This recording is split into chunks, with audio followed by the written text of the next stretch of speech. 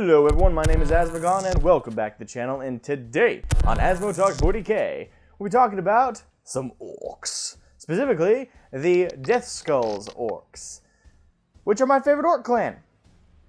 Awesome, right? Wish there was a ton to say, but honestly, when it comes to non-Imperium factions, when it comes to non-human factions in the universe of 40K, there isn't all that much you can say. Unfortunately, that's because their lore isn't as flushed out. Don't get me wrong, there is plenty of lore on each clan of the orcs. There's plenty of unique characters and stuff that we could go over, but and in terms of like the basics and in terms of just like rattling off things I like about them, unlike with the Imperium, there's not a lot of specific details, or not as many, I should say, from aesthetic or from how they look on the tabletop. Anything like that, there's not as much to go over. But I still go over it as, instead of just trying to fit like all the orcs into one video, which I could, it would just be a longer video.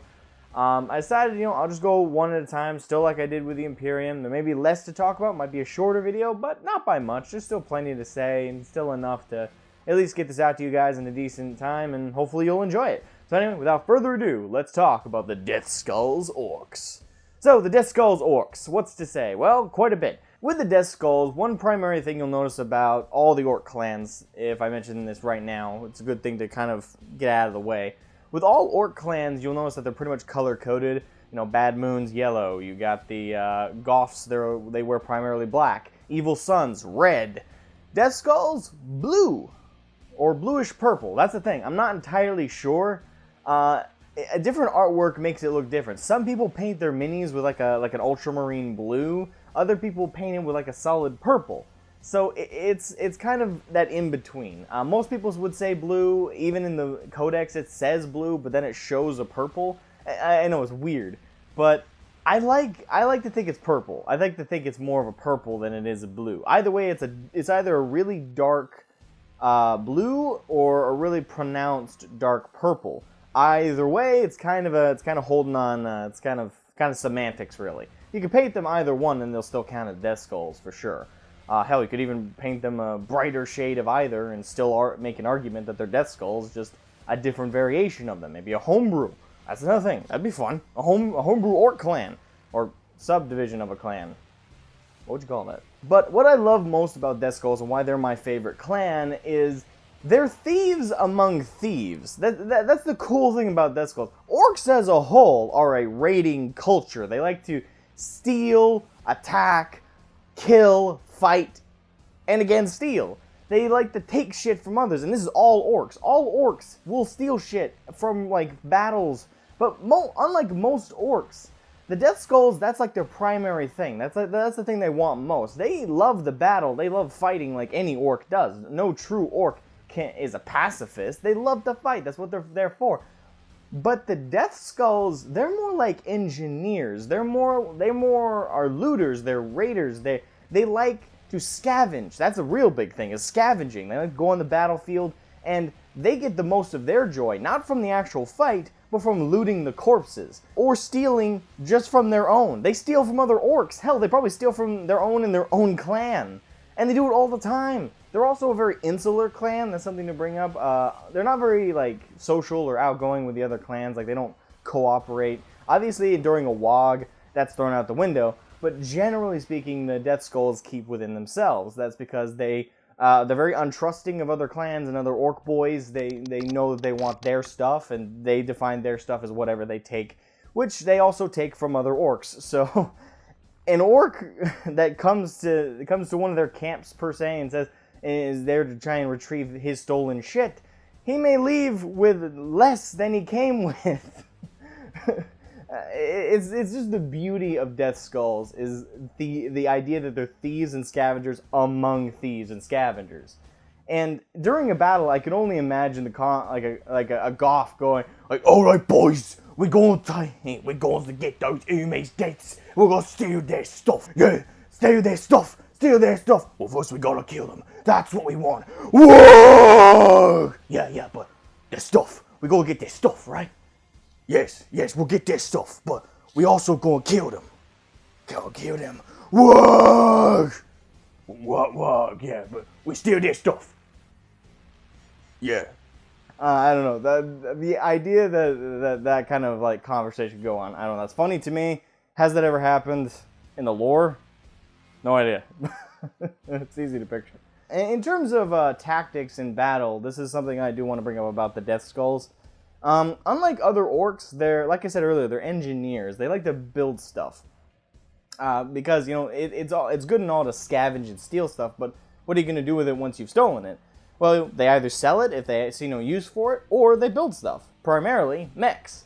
With Deathskull armies and Deathskull like build armies, you'll see a lot more usage of Killicans, Death Dreads, Death Coptas. You'll see a lot more usage of vehicles and mechs in their army setups because Deathskulls, like I said, are engineers by nature. That's their biggest primary focus. So yeah, that being their focus, they, like I said, you'll see a lot of Death Dreads, a lot of Killicans, Death Coptas, Stompas, Morkanauts, Gorkanauts. With their armies, you'll see a predominant usage of those things. Not that they don't like to fight on the ground in melee combat, they do, but again, each clan has that niche, that style that they like to live by, and the Deathskulls are no different. That's why I like to think like the best orc wogs are made up of primarily Goths, but I think the other two you want most of is Deathskulls and Bad Moons. Bad Moons for their Daka, and Deathskulls for their mechs. They just have a shit ton of them. In fact, my own orc army is going to be a Deathskulls army. I have yet to paint them, but I'll get around to that as soon as I can. I gotta do the Black Templars first, then the Deathskulls. But just to give you guys an idea how much I love orcs personally. Now, it's hard to see in there, but that's about 100 and... my last count was 120 orc boys. And they are all going to be Deathskulls. Some of them are primed, some of them are not, but they're all assembled.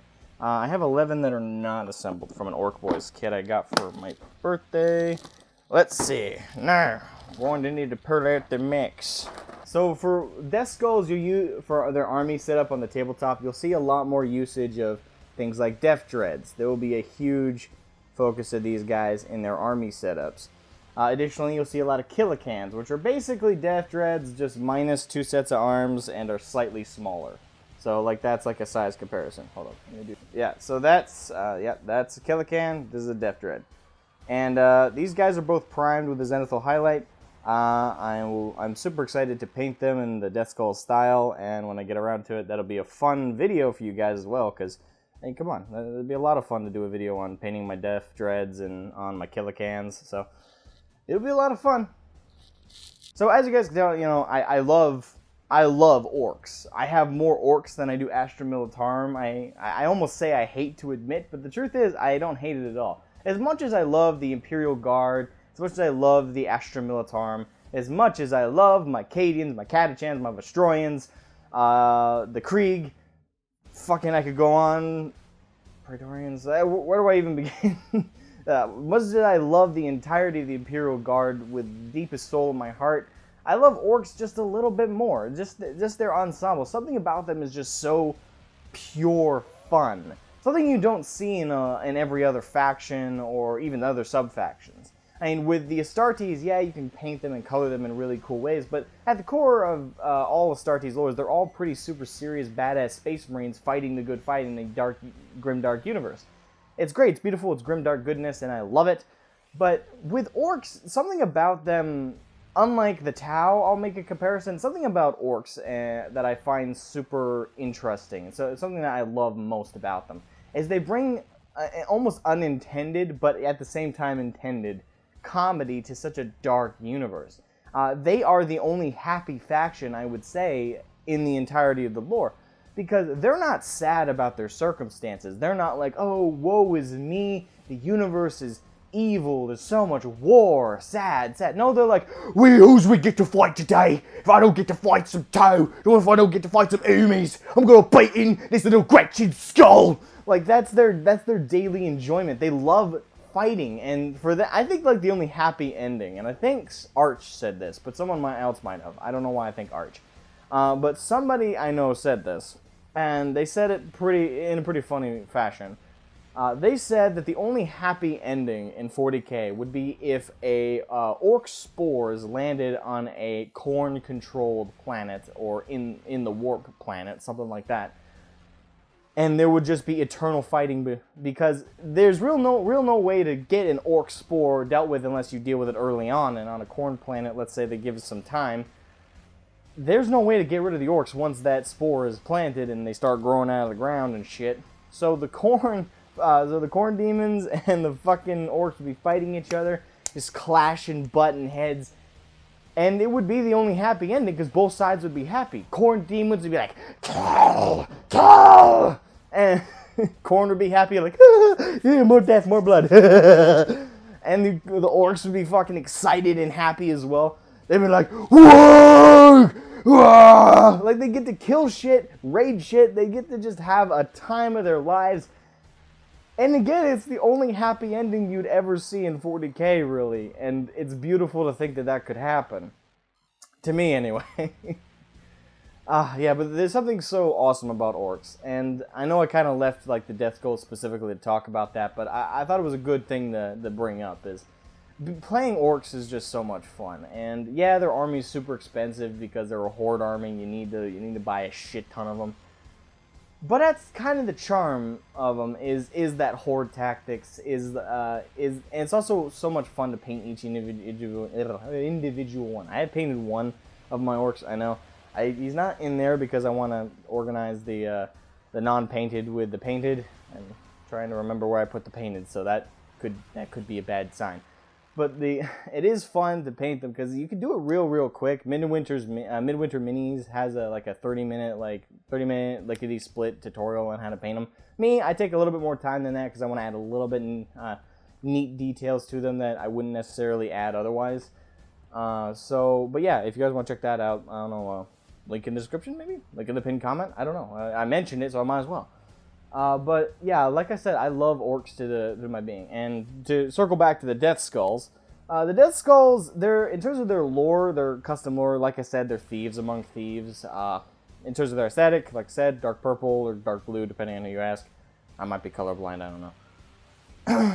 In terms of notable characters, none off the top of my head. I can't remember what clan certain war bosses originated from. Most of the war bosses, you know, if you tend to like learn their lore, you almost, the easiest part to forget is what clan they originated from, because most war bosses who end up leading wogs in particular, they stand out so much because of that, and because they lead pretty much all clans in those cases, you don't remember which they originated from. Or I can't even remember certain, like Grimskull.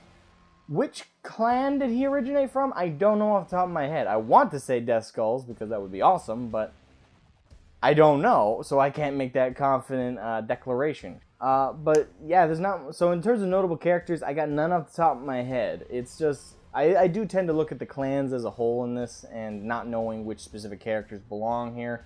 I don't know. I might throw a couple on screen if I have time during editing. Might not. In terms of, I'm going to start adding these into these Asmo Talks 40k as well. I'm going to start adding in times where I basically advertise their codexes. So with the Orks Codex, right now there's no 9th edition codex for Orc Boys. Sadly, there's just the 8th edition. I believe this is 8th edition anyway. And it's a pretty good codex. It lays out the faction pretty well, and it does help lay out the different clans, the Goth clan, the Deathskulls, the Evil Sons, the Blood Axe, the Bad Moons, etc. You know, it does a good job of laying them out. You know, Deathskulls right there. Here's my beautiful boys. There's the charming little sons of bitches.